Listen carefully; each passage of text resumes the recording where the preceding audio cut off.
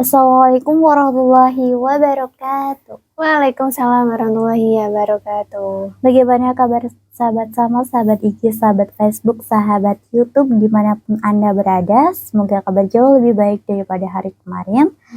Senang sekali kami ini menemani sahabat Sama di Inspiring YouTube Eyes edisi tanggal 31 Agustus 2024. Ada saya Fitria Dan saya Laila. Kami akan mengangkat tema yaitu hidup minimalis. Nah, sahabat Sama, hidup minimalis itu apa ya? Makanya simak sampai terakhir. Anda sangat rugi loh kalau nggak nyimak sampai terakhir. Kan Anda tidak tahu hidup minimalis itu apa. Ya. Saya serahkan ke Mbak Laila. Hidup minimalis itu secara ini ya, bagaimana tuh spesifikasi yang akan dijelaskan sama Mbak Laila tentang hidup minimalis. Iya Fitri dan sahabat Sama. Jadi mengenai topik IWE edisi malam ini ya, tentang akhir bulan. Ya, akhir bulan. Nah, hidup minimalis ini jadi Fitri, awalnya konsep ini tuh tercipta dari buku yang berjudul Goodbye Things, karya Fumio Sasaki. Nah, dalam buku ini sebetulnya penjelasan itu lebih spesifiknya itu mengarah ke bagaimana kita meminimalisir penggunaan barang-barang atau kepemilikan terhadap barang-barang. Jadi kita cukup memiliki barang-barang yang penting-penting saja, yang kita butuhkan, yang punya makna yang kita butuhkan. Enggak asal beli barang yang mana itu kadang itu dibeli sesuai keinginan kita saja. Ya, keinginan atau untuk agar bisa dipuji orang gitu. Sebagai koleksi-koleksi yang sekiranya tidak bisa kita gunakan. Kan nanti biasanya kalau koleksi apa nih, barang-barang branded yang sebetulnya nggak terlalu dibutuhkan, tapi demi dapat validasi orang biar dicap sebagai dipuji, lebih dianggap ngetren, apalagi zaman sekarang ya Mbak ya. Zaman sekarang yang dipentingkan tuh kadang tuh orang tuh bukan mementingkan apa yang kita pentingkan, kita butuhkan, tapi yang kita inginkan. Ya kadang. Nah jadi untuk solusi masalah tadi tuh ya, yang mana kan semakin kesini orang kan semakin banyak tuh yang membeli barang-barang itu bukan untuk kepentingannya atau buat hidupnya bermakna, tapi ya untuk dapat validasi orang. Nah, jadi lahirlah ini konsep minimalisme, yang mana masalah seperti itu tadi ya juga dialami oleh penulis. Penulis buku ini juga awalnya tuh orangnya itu suka yang istilahnya kalau zaman sekarang FOMO, ada tren apa ikut beli gitu. Dia lebih mengutamakan ininya ya, keinginan, dan meskipun udah diturutin nih keinginannya, nanti akan muncul lagi keinginan berikutnya. Bener sih Mbak. Dan emang harus bisa ngontrol ya. Nah, jadi untuk mengontrol keinginan itu dan agar tidak gampang iri sama kepemilikan orang lain atau tidak haus validasi dari orang lain, maka muncullah konsep minimalism ini, atau tadi ya yang ditulis dalam bukunya yang berjudul Goodbye Things. Tema yang sangat menarik sahabat. Jadi kita harus benar-benar memahami hal ini, dan bahkan kita kalau salah pemahaman kan kita juga bakal ini ya Mbak, bakal yang sulit sendiri di kita. Makanya kan kalau nyimak sampai akhir gitu kan. Iya, biar nggak miskomunikasi. Ya. Nah, ini Mbak, aku mau nanya nih, bisa hidup berminimalis. Nah, secara realita ya Mbak. Semua tuh nggak bisa kita pungkirin ya. Namanya zaman sekarang, namanya kita juga anak muda kan Mbak. Setiap orang kan punya keinginan. Keinginan kadang tidak sesuai dengan apa yang kita butuhkan. Betul. Nah, kadang tuh kita, apalagi zaman sekarang, itu tuh kadang kita tuh pengen, yang penting aku tuh passionku yang lebih baik. Jadi aku tuh harus secara di hadapan orang tuh bisa, harus wajah kita tuh harus glowing dan kita tuh harus kayak gini. Nah, sedangkan kita itu hanya punya budget kita, keuangan kita hanya minim aja gitu kan. Nah, kita kan mesti menginginkan yang lebih ya Mbak. Sedangkan kita masih usia-usia pendidikan, kita masih menempuh pendidikan dan kita tuh belum menghasilkan pendapatan yang kita dapatkan sendiri. Nah, otomatis kita kan lebih mementingkan apa yang kita butuhkan. Nah, sedangkan realitanya keinginan. Nah, Mbak pernah mengalami hal itu nggak sih? Kalau apa yang aku inginkan ya, sedangkan kebutuhanku tuh lebih yang aku butuhkan lebih banyak daripada realita dari keinginanku yang lebih banyak gitu Mbak. Jadi Mbak paham dengan pertanyaan aku kan. Bahkan misalnya butuhnya buku. Buku yang bukan macam-macam lah, intinya buku yang sedang Mbak cari. Tapi keinginan Mbak itu ingin beli buku, semua buku. Mbak ingin beli semua tas yang lagi brand saat ini. Tren ya. Trennya kan dia pokoknya tas yang model sekarang tuh lebih lebih bagus gitu. Aku kalau nggak pakai kayak gitu kan bakal kalah sama teman-teman aku gitu kan. Nah, Mbak pernah ngalamin kayak gitu nggak sih? Perasaan kayak gitu nggak sih? Pernahnya sih pernah ya, pasti itu pernah ya Mbak, pastinya itu ya. Apalagi pas dulu awal-awal remaja itu kan ya. Apalagi pas masih SD tuh, kalau temennya beli apa pengen ikut beli.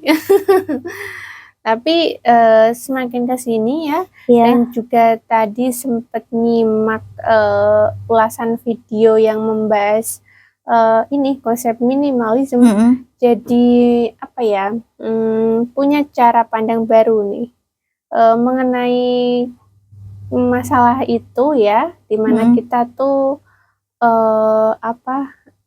menginginkan sesuatu, tapi kondisi kita tidak bisa memenuhi keinginan itu karena ada kebutuhan lain yang lebih penting kan. Nah, itu ya kalau dalam konsep minimalisme ini ya pasti yang kalau aku ya memahami dari penjelasan tadi ya, video ada ulasan bukunya, terus ada istilahnya tips-tips upaya bisa hidup minimalisme. Nah, itu kan kita tuh istilahnya ini sih, dengan energi kita yang terbatas nih, perhatian kita fokus aja ke hal-hal yang penting buat kita. Benar. Dan tadi kan kalau hal yang penting itu yang kita butuhkan buku ya, 2 jenis buku ya sudah itu saja. Yang lain mah keinginan itu gini, kita jangan langsung reaktif atau langsung tergerak gitu waktu kita menginginkan sesuatu. Kalau tadi dalam bukunya Goodbye Things, atau tadi aku menyimak video yang membuka pikiranku juga sih. Itu kita sebaiknya ya, ini tips nih, mungkin sahabat sama juga bisa menerapkan. Saat kita menginginkan sesuatu, sebentar kita tahan dulu, jangan langsung bergerak untuk buru-buru memenuhi keinginan itu. Barangkali nanti kalau kita kasih jeda waktu, terus kita berpikir sejenak kan, kita jadi sadar ternyata kita nggak semenginginkan itu kok, sama barang itu ternyata itu nggak terlalu penting-penting amat. Nanti keinginan kita perlahan-lahan turun. Iya. Berarti apapun itu bukan dari orang lain, ibaratnya bukan orang lain yang bisa mengendalikan kita, mengontrol kita, tapi dari diri kita sendiri ya Mbak. Betul, iya. Kalau orang lain mengontrol kita tapi kita belum ada kemauan untuk mengontrol diri kita, pasti juga tidak akan bisa. Iya, betul.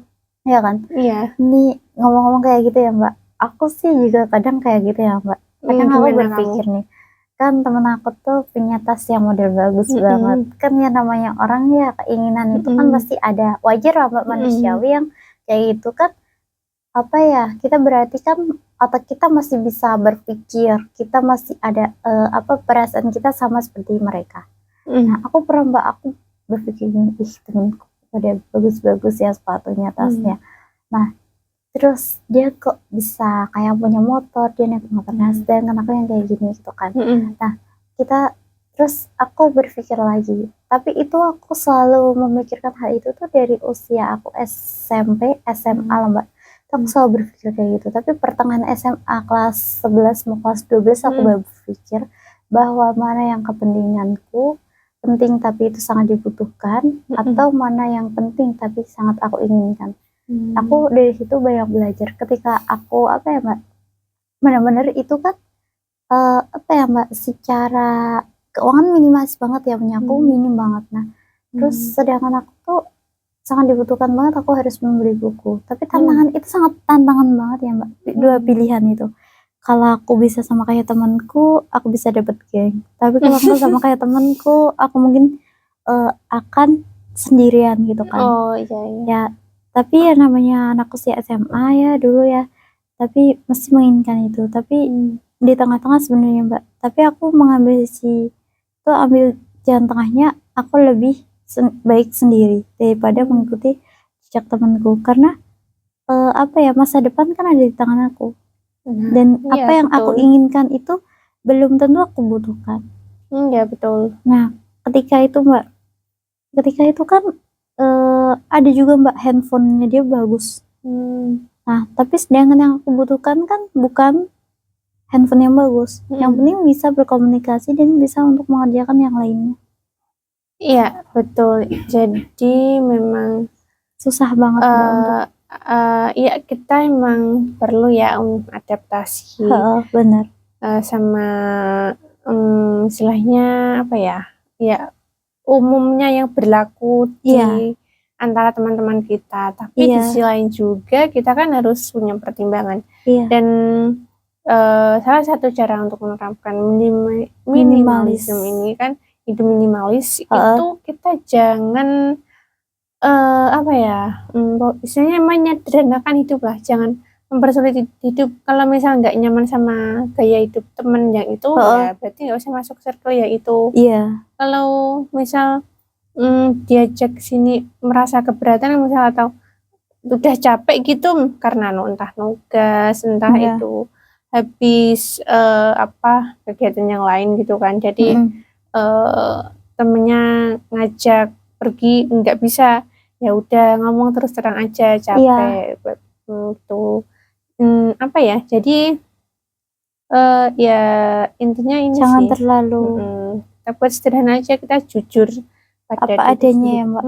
Apa adanya aja, jangan apa ya, karena kita demi teman jadi kita sana ikut sana, sini ikut sini. Tapi enggak Mbak, tapi aku walaupun berteman sama mereka ya udah tetap aku enjoy aja kan. Yang penting kita berpegang prinsip sama prinsip kita aja. Iya betul. Awalnya sih aku berat ya Mbak untuk kayak gitu bergabung sama mereka, tapi habis itu tuh aku mencoba gimana caranya biar aku nggak keluar dari circle itu, dan bagaimana aku cara membenahi diriku agar tidak mudah terpengaruh dengan mereka. Jadi waktunya kita diajak main mereka, ya udah main aja. Terus mereka beli apa, ya udah mereka biar beli, kan itu keinginan mereka. Kita kan hanya lihat juga nggak masalah, juga nggak merugikan mereka, dan mereka itu pergi ke situ juga nggak merugikan kita kan. Jadi udah kita cara menyikapinya ya yang penting kita udah punya prinsip. Kalau orang punya prinsip ya udah kita nggak bakal goyah kemana-mana. Iya betul, itu salah satu cara juga. Kalau ini ya Mbak Laila kan tadi udah banyak baca, terus Mbak Laila udah nyimak video. Nah terus mungkin ya Mbak, sahabat sama, sahabat IG, sahabat Facebook, sahabat YouTube itu kan penasaran Mbak, upaya apa yang harus dilakukan, tips atau triknya tuh bagaimana cara untuk hidup minimalis dan apa agar mudah gitu loh, jadi nggak hidup minimalis yang nggak susah-susah gitu. Iya, oke. Stepnya apa aja? Stepnya ya eh dari yang aku tadi ini ya serap ya. Nah, baik, tadi ada video yang aku simak gitu kan, dan dari ringkasan bukunya juga, paparan ringkasan bukunya, terus audionya itu ya intinya itu kita bisa mulai hidup minimalis dengan gini, menyederhanakan kepemilikan barang-barang ya, atau mengurangi barang-barang yang tidak penting di sekitar kita. Misal nih di kamar kita itu ada barang-barang yang sebetulnya tidak terlalu penting dan jarang juga dipakai, tapi numpuk aja gitu di situ. Misalnya entah itu buku udah zaman SMP masih ketumpuk dalam kamar ya kan. Padahal udah nggak digunakan. Udah nggak digunakan. Nah itu kan udah ya ngapain gitu disimpan buat kenang-kenangan atau apa? Kan tapi kan itu udah nggak digunakan lagi. Ya. Nah kayak gitu. Ya intinya nanti misalnya kita coba amati sekitar kita, ada barang-barang yang sekiranya tidak penting, yang jarang dipakai dan malah memenuhi ruang buat kita tambah ruwet, mending itu diamankan saja, dalam tanda kutip diamankan itu entah itu disumbangkan, didonasikan, atau kalau udah rusak gitu, udah nggak layak gitu bisa ini kan dirosok itu loh, dijual rosok kayak dijual ke kiloan buku. Kiloan itu bisa tuh. Nah habis itu kita mulai biasakan diri untuk melihat atau mendengar, atau istilahnya kita menyerap informasi yang penting-penting aja buat kita. Jangan menyerap informasi entah itu dengan melihat atau mendengar yang mana itu malah akan mendorong kita untuk menjadi konsumtif, gak pengen beli jadi beli karena mungkin sering buka aplikasi belanja online gitu kan, tanpa ada beli yang tidak bermanfaat. Tujuan, iya betul. Nah itu kita bisa membatasi itu, tahu memfilter apa yang informasi yang sebaiknya kita serap dan mana yang nggak perlu gitu, seperlunya aja gitu kan.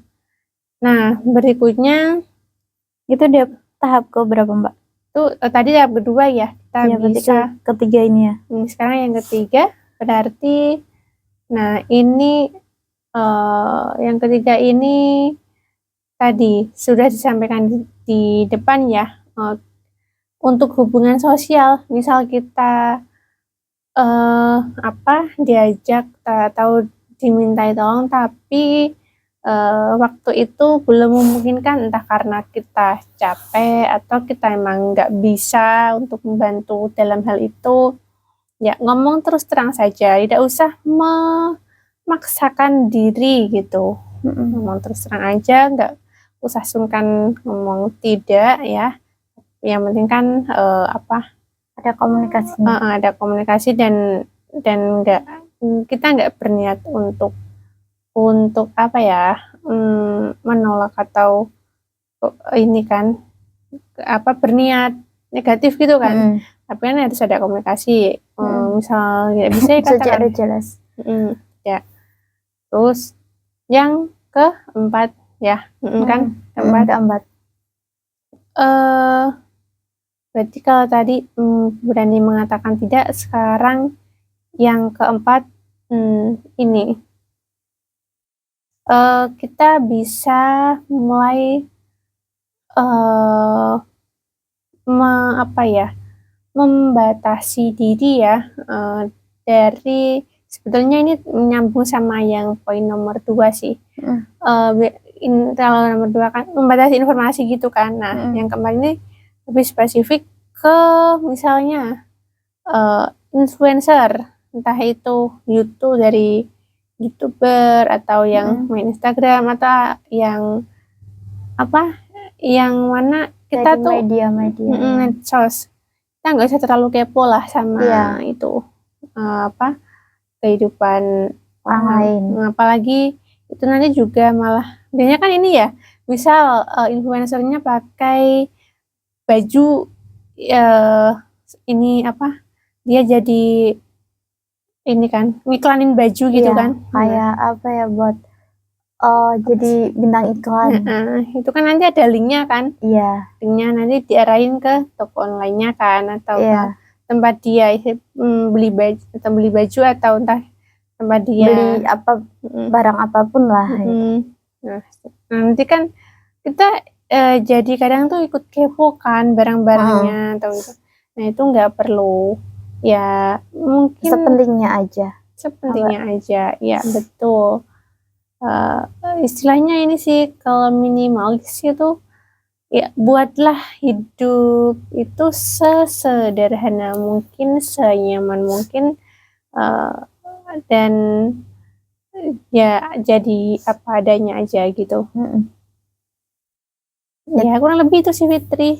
Makasih Mbak Lai, berarti itu perlu kita pahami ya, bukan kita tuh apa ya, harus mengikuti zaman yang ada saat ini, dan kita harus lebih jadi orang yang lebih ngetrennya gimana gitu kan.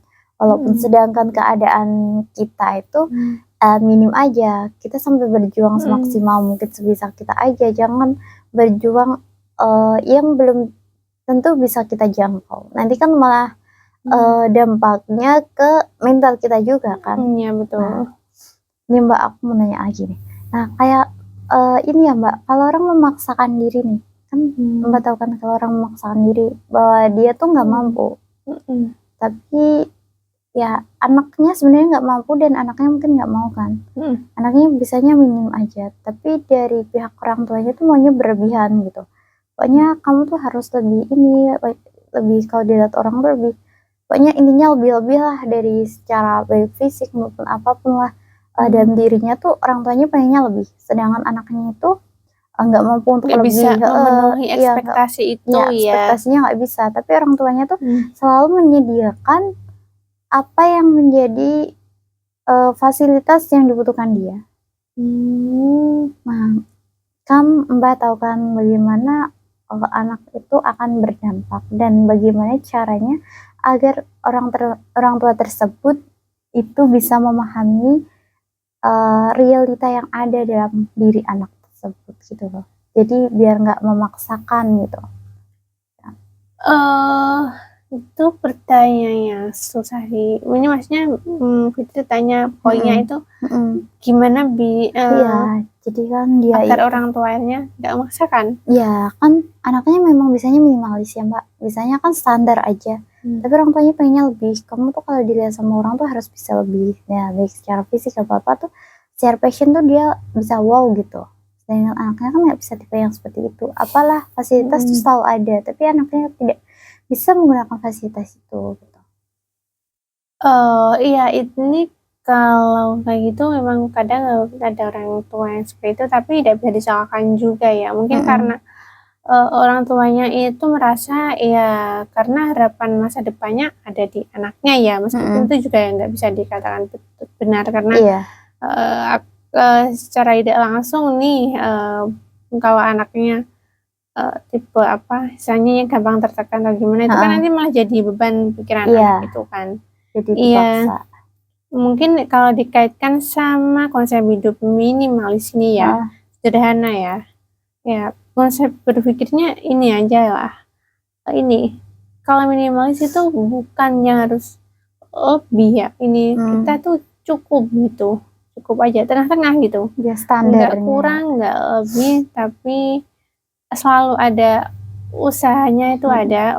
Orang tua tadi menyediakan fasilitasnya untuk anak itu berkembang ya, punya banyak keterampilan, itu kan suatu usaha yang bagus, tapi ya mungkin harusnya sih ditanyakan juga ke anaknya ya, anaknya itu nyamannya bagaimana biar nanti bisa lebih diberikan fasilitas yang sesuai dengan kebutuhan ya dan keadaan anaknya. Iya. Dan itu kan malah lebih sederhana kan, lebih kalau tadi ada hubungannya sama konsep minimalis itu. Itu ya Mbak. Jadi intinya orang tuanya yang sudah melihat keadaan anaknya dan kemudian tidak seharusnya orang tua itu maksa dalam didik Betul. anaknya standarnya seperti apa. Oke sahabat sama, sahabat IG, sahabat YouTube, sahabat Facebook. Karena kami sudah ini ya, waktu sudah menunjukkan Berapa menit nih? berapa menit. Banyak menit. Ya, banyak menit dan waktunya kami undur diri dari ruang dengar sahabat sama IG, Facebook, dan YouTube. Fitria pamit undur diri. Laila pamit undur diri. Mari kita tingkatkan iman dan takwa kita kepada Allah Subhanahu wa taala. Sampai jumpa di puncak kemuliaan. Assalamualaikum warahmatullahi wabarakatuh.